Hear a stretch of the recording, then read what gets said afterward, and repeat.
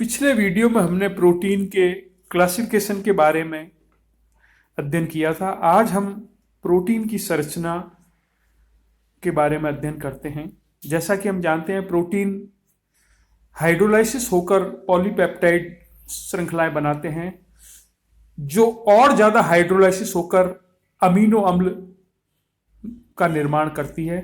इस आधार पर प्रोटीन अणुओं में 4 प्रकार का कन्फर्मेशन स्वरूपण होता है: प्राइमरी, सेकेंडरी, टर्सरी और क्वाटरनरी स्ट्रक्चर। 4 प्रकार की संरचनाएं होती हैं। आज हम इस वीडियो में पहले 2 संरचनाएं देखेंगे, अगले वीडियो में आगे की 2 संरचनाएं देखेंगे। प्राइमरी संरचना।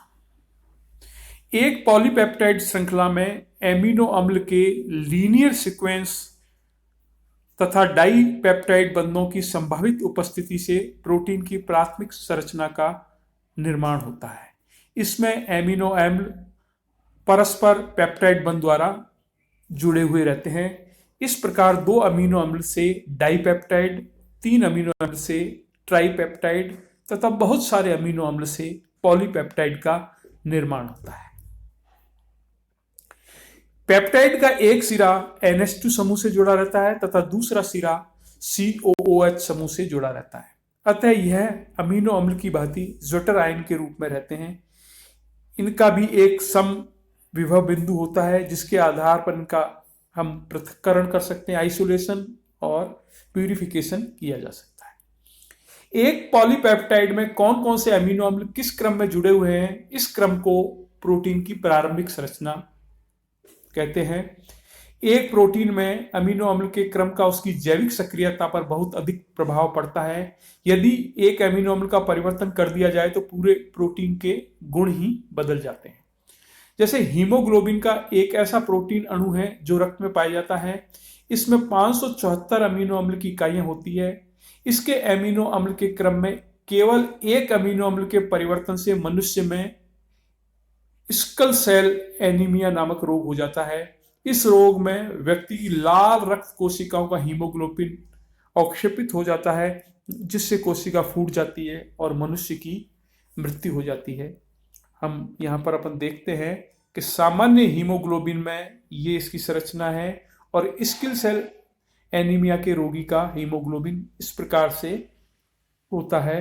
तो यानी कि एक में परिवर्तन किया है अपन, यदि यहाँ देखेंगे तो एक परिवर्तन हुआ है GLUVAN के स्थान पर, उससे पूरा उसका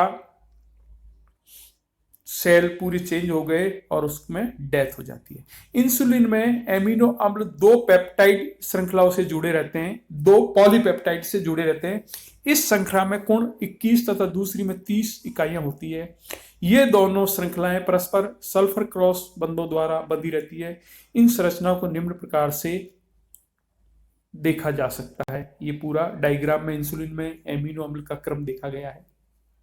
ये प्रारंभिक स्ट्रक्चर होता है, जिसमें यदि मामूली सा कोई परिवर्तन हो जाए तो पूरे प्रोटीन में परिवर्तन हो जाता है। जैसा कि हीमोग्लोबिन के एक प्रोटीन में यदि मामूली सा परिवर्तन हुआ, अपन ने देखा, तो पूरे प्रोटीन में परिवर्तन हो गया। प्रोटीन की सेकेंडरी स्ट्रक्चर। लंबी लंबी पेप्टाइड श्रृंखलाएं परस्पर विभिन्न प्रकार के आकर्षण द्वारा एक दूसरे के साथ बंधकर व्यवस्थित त्रिविमीय संरचना बनाती है। इन त्रिविमीय संरचनाओं को ही प्रोटीन सेकेंडरी स्ट्रक्चर कहते हैं।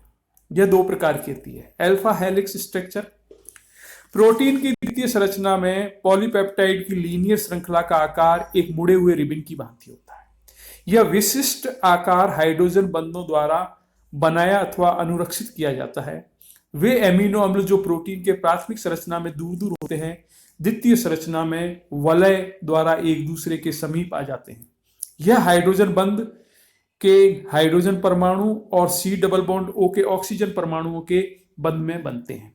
अनेक प्रोटीन में हाइड्रोजन बंधों द्वारा एक नियमित कुंडली संरचना बनती है, जिसे हेलिक्स संरचना कहते हैं। ये हम इसलिए भी अपन कह सकते हैं क्योंकि अमीनो अम्ल का NH2 और COOH का दोनों मिला के CONH बनाते हैं, तो यहां पर हाइड्रोजन बॉन्ड NH समूह CO के कारण बनता है। बालों और ऊन जैसे रेशेदार प्रोटीन की संरचना इस प्रकार की होती है। इन्हें खींचने पर ये लंबे हो जाते हैं और छोड़ने पर अपनी पूर्ववत अवस्था में आ जाते हैं, क्योंकि खींचने पर इनके मध्य के दुर्बल हाइड्रोजन बंध टूट जाते हैं और प्रोटीन का सर्पिलाकार संरचना स्प्रिंग की भांति खुलकर लंबी हो जाती है। जब इन्हें छोड़ देते हैं तो खिंचा हुआ पेप्टाइड अणु स्प्रिंग की भांति पुनः सर्पिलाकार हो जाता है और CO व NH समूह के आमने सामने आते ही इनमें पुनः हाइड्रोजन बन जाते हैं। स्प्रिंग की तरह अपन इन्हें कह सकते हैं। नंबर 2 अपन इसमें कह सकते हैं लहरियादार चादर संरचना, प्लेटेड सीट स्ट्रक्चर है। यहां पर अपन ने लहरियादार बनाई है, एक दूसरे पे फिसलते हुए अपन कह सकते हैं ग्रेफाइट जैसी स्थिति है। जब कई पॉलीपेप्टाइड संरचना खुली हुई अवस्था में एक दूसरे के निकट होती है तो वे परस्पर हाइड्रोजन बंध द्वारा जुड़कर चादर नुमा संरचना बना लेती है। ये पॉलीपेप्टाइड संरचना एक दूसरे के विपरीत दिशा में बढ़ती है। ऐसी चादर नुमा संरचना एक दूसरे के ऊपर आसानी से फिसल जाती है।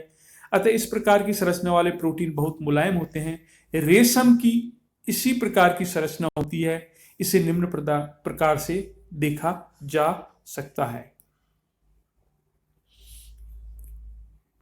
इस प्रकार से अपन इनका पूरा वर्णन कर सकते